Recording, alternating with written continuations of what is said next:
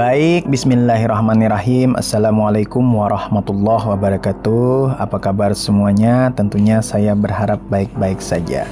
Kembali lagi di channel Bapak Guru 1988, saluran informasi dan pendidikan bagi kita semua. Baik, Bapak Ibu sekalian, seperti yang kita ketahui bahwa sebentar lagi akan dilaksanakan kegiatan AKGTK Kementerian Agama tahun 2024, di mana kegiatan ini sudah berlangsung 2 tahap ya di tahun 2024. Nah, kebetulan saya sudah melaksanakan kegiatan di tahap 1 kemarin. Nah, di video kali ini Bapak Ibu saya ingin berbagi pengalaman, berbagi kisi-kisi, dan berbagi contoh-contoh soal pedagogik untuk semua mata pelajaran. Jadi langsung saja tanpa menunggu berlama-lama, mari kita simak videonya. Soal nomor 1 Bapak Ibu. Kemampuan peserta didik untuk membina hubungan dan kemampuan memotivasi diri termasuk kecerdasan. Nah, kecerdasan apa Bapak Ibu? Kalau kita memang sudah belajar ya, guru pernah belajar, kita sudah mengetahui ini kecerdasan apa. Dia mampu membina hubungan serta kemampuan mampu memotivasi diri sendiri. Nah, ini kognitif, ini pemecahan masalah ya bukan. Sosial, hubungan. Moral, emosional ada kemungkinan. Moral juga, saya rasa juga bukan. Jadi yang paling tepat menurut saya adalah yang C. Jadi A kognitif, B sosial, C emosional, D moral. Jadi menurut saya yang tepat adalah emosional Bapak Ibu. Lanjut. Seorang siswa diminta untuk mengidentifikasi masalah yang mereka hadapi, lalu masalah itu didiskusikan dalam kelompok untuk mendapatkan solusinya. Ilustrasi ini berkaitan dengan perkembangan A. Kemampuan kognitif, B. Kemampuan interaksional, C. Kemampuan integrasi diri, atau D. Kemampuan komunikatif. Nah, mari kita lihat Bapak Ibu. Kalau Bapak Ibu sudah pernah mendengar atau belajar, Bapak Ibu pasti tahu apa itu kognitif. Kognitif ini memecahkan masalah. Nah, sini ada memecahkan masalah kalau tidak saya lihat tadi. Nah, mengidentifikasi masalah, kemudian didiskusikan, kemudian mendapatkan solusi. Jadi menurut saya langsung saja yang paling tepat adalah kemampuan kognitif Bapak Ibu. Kalau komunikatif kurang tepat ya, integrasi diri juga kurang tepat, interaksional juga kurang tepat. Jadi menurut saya kemampuan kognitif adalah jawaban yang paling tepat untuk soal ini. Lanjut Bapak Ibu, pernyataan berikut yang menjelaskan makna istilah kognitif adalah A. Kemampuan berkomunikasi, B. Kemampuan untuk memecahkan masalah, C. Kemampuan berinteraksi, D. Kemampuan untuk mengintegrasikan diri. Tadi sudah dibahas ya Bapak Ibu ya, apa itu istilah kognitif. Nah, sama-sama kita tahu bahwa kognitif adalah kemampuan untuk memecahkan masalah ya Bapak Ibu. Lanjut. Seorang peserta didik merasa kurang bersemangat pada jam usai pembelajaran. Nah, ini peserta didiknya kurang bersemangat pada saat mau pulang ini kayaknya Bapak Ibu. Dan dia bahkan lebih senang tinggal di sekolah. Nah, dia lebih senang tinggal di sekolah sampai sore. Petugas kebersihan sekolah sampai menyuruhnya pulang karena matahari hampir tenggelam. Peserta didik tersebut dicurigai memiliki hambatan pengembangan potensi berupa faktor A. Intelijensi dan kognitif, B. Budaya dan pembiasaan, C. Keluarga dan lingkungan masyarakat, D. Emosional dan kepribadian. Kita lihat Bapak Ibu, kognitif ini sudah kita eliminasi saja sudah Bapak Ibu. Berarti jawaban yang A salah ya.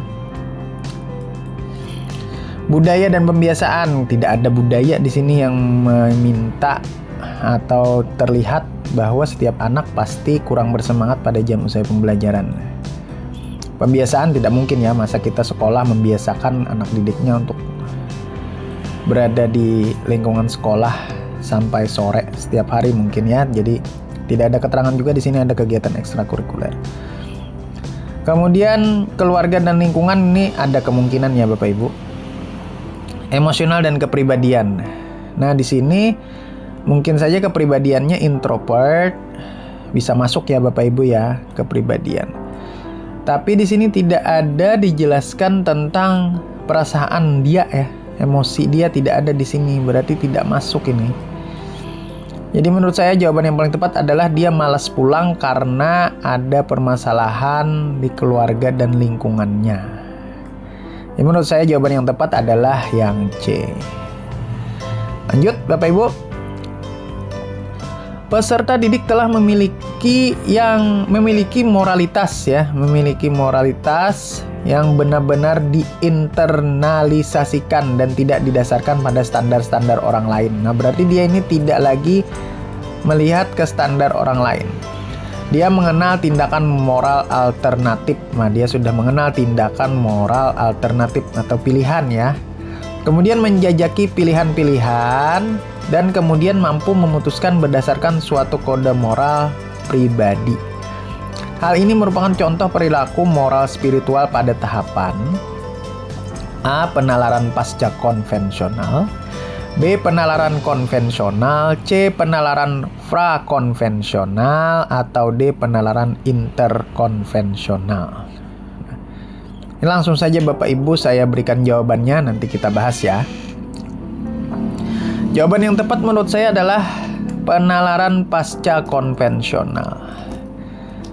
Tapi tunggu dulu ya Bapak Ibu, kenapa saya memilih A? Karena berdasarkan istilah, penalaran pasca konvensional adalah tahap akhir dari model penalaran moral Kohlberg, yang dimana seseorang sudah mampu membuat pilihan berdasarkan keyakinan pribadi mereka. Nah, di sini kita lihat dia sudah mampu memutuskan berdasarkan suatu kode moral pribadi. Nah, berarti sudah sampai pada pasca konvensional ya Ibu Bapak sekalian.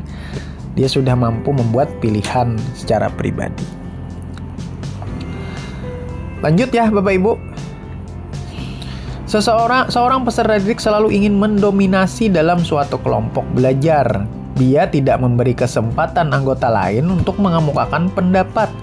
Jika teman lain yang memimpin dan mengendalikan jalannya diskusi, dia memisahkan diri dan cenderung belajar sendiri.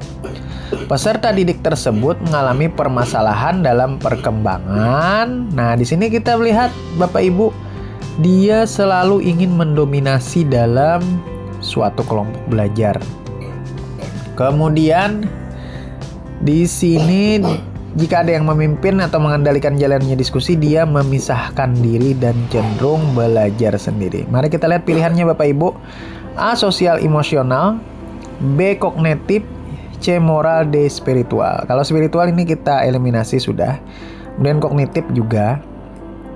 Ini antara moral atau sosial emosional. Tapi di sini kita lihat Bapak Ibu, jika ada yang mengendalikan atau memimpin jalannya diskusi, ia memisahkan diri. Ini sangat nampak bahwa permasalahannya ada di sosial. Berarti yang tepat adalah sosial emosional Bapak Ibu sekalian. Oke, lanjut Bapak Ibu. Menggunakan potongan sapu lidi, kelereng, glob, gambar-gambar yang menyangkut pembelajaran IPA serta IPS sebagai media adalah sesuai dengan tahapan perkembangan berpikir anak yang dikenal sebagai tahapan A. Memahami bilangan dan angka, tetapi masih terkait dengan objek yang bersifat konkret, nyata ya. Pengamatan dan penginderaan yang intensif terhadap lingkungannya. Dominasi pengamatan bersifat egosentris. D. Kemampuan mengoperasikan kaidah logika yang tidak terikat lagi dengan objek yang bersifat konkret. Sini kita lihat ada objek Bapak Ibu. Objeknya nyata ya. Jadi ini pasti kita eliminasi. Ini juga dominasi pengamatan bersifat egosentris juga tidak ya.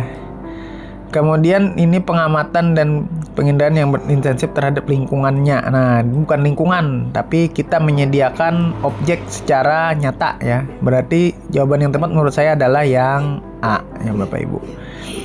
Oke, aman? Lanjut. Kemampuan berpikir untuk mengoperasikan kaidah-kaidah logika tetapi masih terkait dengan objek-objek yang bersifat konkret merupakan ciri-ciri kemampuan anak berusia A. 0-2 tahun, B. 2-7 tahun, C. 7 sampai 11 atau 12 tahun, D 11 atau 12 tahun sampai 14 atau 15 tahun. Sini kita sudah mengetahui ya. Ini sudah tidak mungkin. Ini juga tidak. Apalagi ini sudah beranjak dewasa ya. Jadi yang tepat menurut saya adalah yang C, 7 sampai 11 atau 12 tahun. Lanjut. Tujuan pembelajaran yang menggambarkan proses dan hasil belajar yang diharapkan dicapai oleh peserta didik sesuai dengan kompetensinya dimuat dalam A. Silabus, B. RPP, C. Silabus dan RPP, D. SKL. Nah, yang mana Bapak Ibu? Silabus bukan ya. Berarti di sini bukan juga nih. SKL bukan. Berarti yang tepat adalah RPP ya Bapak Ibu. Di sini kan ada RPP, silabus dan RPP. Karena di silabus tidak ada ya, jadi pilihan yang tepat adalah yang hanya RPP. Nah, ini teori Benjamin S. Bloom mengembangkan ranah kognitif dengan urutan apa? A. Ingatan, pemahaman, analisis, aplikasi, praktik, dan evaluasi. B. Ingatan, pemahaman, aplikasi, analisis, evaluasi, dan membuat ya, making. C. Ingatan, pemahaman, sintesis, aplikasi, analisis, dan evaluasi. D. Ingatan, pemahaman, analisis, aplikasi, evaluasi, dan sintesis. Nah, ini kalau kita sudah belajar, apalagi yang masih PPG ini Bapak Ibu pasti ingat ya. Jawaban yang tepat pastinya yang B Bapak Ibu ya. Benar sekali. Lanjut.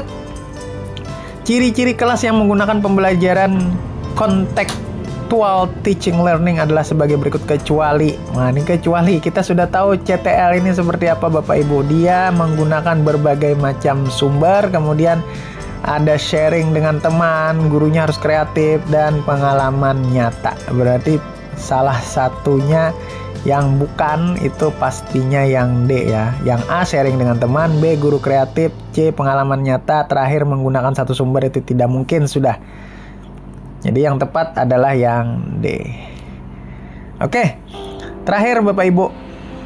Model pembelajaran yang mempunyai keunggulan antara lain berpikir dan bertindak kreatif, memecahkan masalah yang dihadapi, merangsang perkembangan kemajuan berpikir siswa untuk menyelesaikan masalah yang dihadapi dengan tepat adalah A. Role playing, B.